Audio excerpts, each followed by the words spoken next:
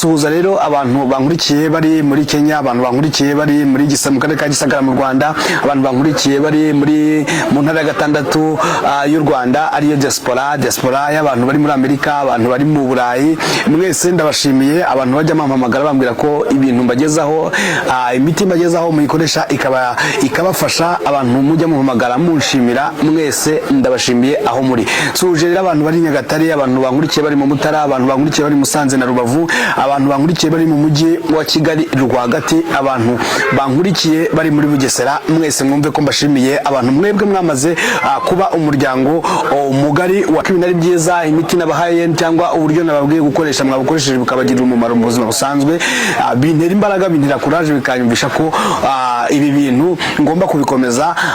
Rero mwese mwumvaho muri, kuko inkunga yanyu mwese ndayibona kandi ndabashima, nuko kunkurikira mwese mwumve ko mbashimira. Rero ntabwo nakomeza ngo mpite mvuga ikiganiro ntabanje kubwira wowe wari uri kugenda kuri izi mbuga nkoranyambaga, ufite telefone yawe, ufite computer yawe, ufite televiziyo yawe, wari uri kureberaho, uri kuri internet, cyane ko internet mu Rwanda imaze kuba ahantu hose, nta hantu hatari internet.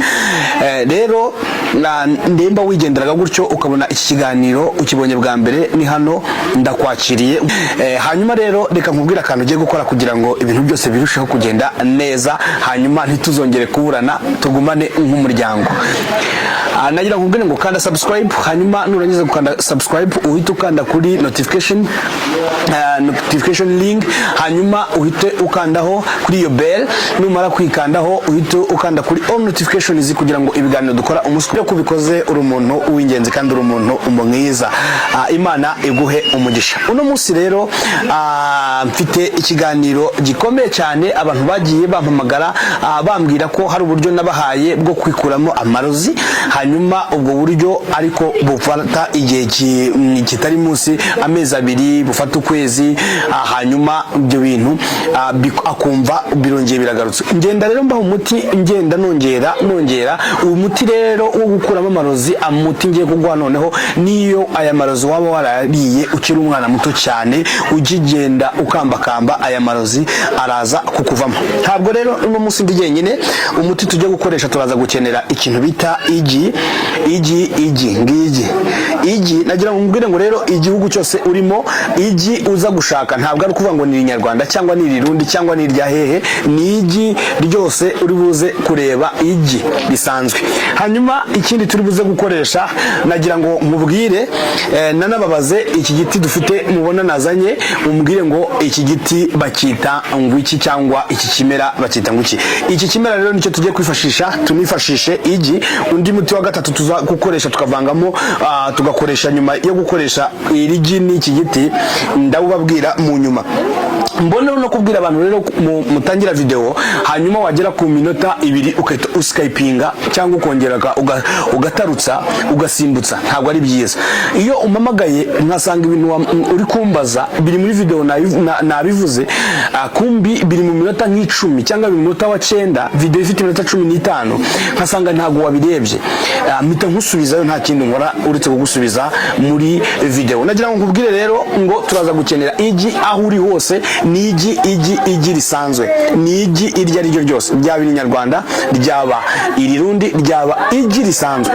Aho uzabona igi, icyambere nuko ugiye gukora umureti. Uyu mureti rero ugiye kugufasha amarozi wariye ukiri umwana, nayo wari ukiri umwana ukigenda ukambakamba, yose araza kugushiramo. Rero nagiye bwa mbere twakoresheje uburyo bw'umuyenzi n'ikirogora, twagiye dukoresha imiti itandukanye, ariko none nagira ngo ubwire ko nzenda nzamura ubukana, umuti ufite ubukana bwisumbuyeho. Hanyuma uyu niwo muti wa nyuma ukuramo amarozi mu muntu. Uyu niwo muti wa nyuma. Hanyuma nyandikira muri comment ngo mbwire ngo iki giti bakita ngo iki. Nyandikira umbwire ngo bakita ngo iki. Nagira ngo nkubwire rero ngo iki giti, reka nkikubwire kubera ko ndabizi abantu benshi ntabwo muba muzi ibi bintu. Nagira ngo nkubwire ngo iki giti bitewe na quartier ubamo, hari aho bakita ikiduha bitewe na quartier wakuriyemo, wavukiyemo, ariko ubundi amategeko y'Ikinyarwanda iki giti bakita umuduha. hanyuma umuduha hari nkaho bajya bavuga ngo umuntu yugamye imvura ngo yugamye imvura mu muduha, babaga bashatse kuvuga kubera ko kitagira ibibabi, kitagira mbega nta hantu cyagutwikira, babaga bashatse kuvuga ko mbega ntago atigeze uwo muntu atigeze yugamye ahantu nyine hatamugamishije n'ubundi imvura ihamusanga. Hanyuma umuduha baba bavuga muri icyo gisaku muri iyo nyanyita nk'insigamigani cyangwa nk'insigamigani ivuga ngo yugamye mu muduha, cyangwa nk'umugani kuningura umuntu, cyangwa umuduha baba bavuga rero n'uyu nguyu bawita umuduha. Ugiye kureba rero nimba muri karitsiye utuyemo uyu muduha uhari, nimba rero ufite iki kibazo cy'amarozi yakubasa akumazemo igihe kinini, agenda ukoresha umuyenzi ugakoresha ikirogora, akagenda akongera akagaruka, hakamara amezi 3 cyangwa hakamara ukwezi akongera akagaruka, ngiye gukorera umureti wa speciale utuma aya marozi nayo wariye ukiri umwana ukambakamba agushiramo. Hanyuma urakoresha igi ryo ryose ry'igihugu urimo, yaba uri hanze y'igihugu yaba uri mu gihugu, igi iryo ryo ryose nicyo dushaka n'uyu mureti. Hanyuma nagira ngo nkubwire ngo iki giti cyitwa umuduha uzakireba neza, abari kurikira kuri kameramana kibereke neza, kigira icyo bita amata ngira ngo muri kuyabona. Hanyuma ngayo uko amanuka ngayo, hanyuma aya mata niyo tugiye gukoresha. Aya mata niyo tugiye kugira gute, niyo tugiye gukoresha mu muti wacu. Hanyuma uramfatira ibitonyanga 3, ntuzabirenze. Uramfatira ibitonyanga bingahe? 1, 2, 3. Ibitonyanga 3 by'amata y'umuduha cyangwa ikiduha.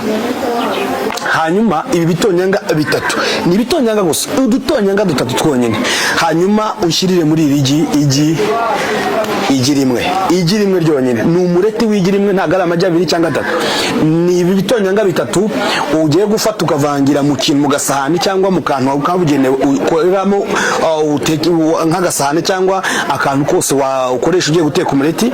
Hanyuma irigi urimene ushyiremo muri ako kantu, ushyiremo ibitonyanga 3, nurangiza ukubite igi kwa kundi urivange, hanyuma urikubite nkuko uteka umureti bisanzwe. Hanyuma ushyire ku ziko uteke umureti, ushyiremo twa tuvuta twawe dukeya bisanzwe, uteke umureti w'irigi rivanze n'ibitonyanga 3 by'umuduha, by'amata y'umuduha. Hanyuma uyu mureti munkurikirane, utazagenda ugakoresha ibitonyanga by'umuduha 5 cyangwa ugakoresha 6 cyangwa ugakoresha bingahe. Mujye mukurikira neza video, hanyuma uyirangize unayisoze. Koresha ibi bintu, koresha umuduha, amata y'umuduha, ibitonyanga 3. Ibitonyanga bingahe? 3 by'umuduha. Hanyuma uvange n'igi amajya ngahe? Igi rimwe, iryo ari ryo ryose, igi rimwe. Hanyuma nurangiza kubikora ibi bintu,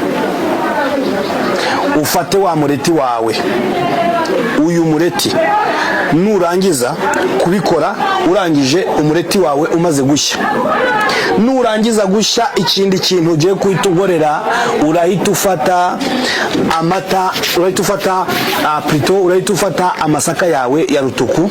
Aya masaka ya rutuku, ikintu ugiye gukora, aya masaka ya rutuku aseye, mbega n'ifu y'amasaka ya rutuku, uhita ukora igikoma. Ntuzakore uyu muti udafite iki gikoma, ugomba gufata iki gikoma ukaba ukiteguye, kuko ikintu kigiye kubaho nuko hari amatembabuzi agiye kukuvamo, nuko hari ibirozi bigiye kukuvamo, kandi ibi birozi bigiye kukuvamo biravamo biciye mu buryo bwo kwituma. Amarozi yose wariye arahita amanuka, urahita uyituma.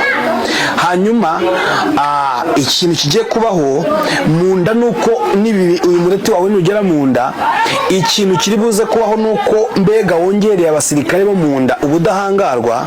Aba basirikare bo mu mubiri icyo bahita bakora uyu mureti ukimara kugera mu nda nuko hahita habaho ikintu nakita nk'intambara mu nda cyangwa nk'imyigaragambyo.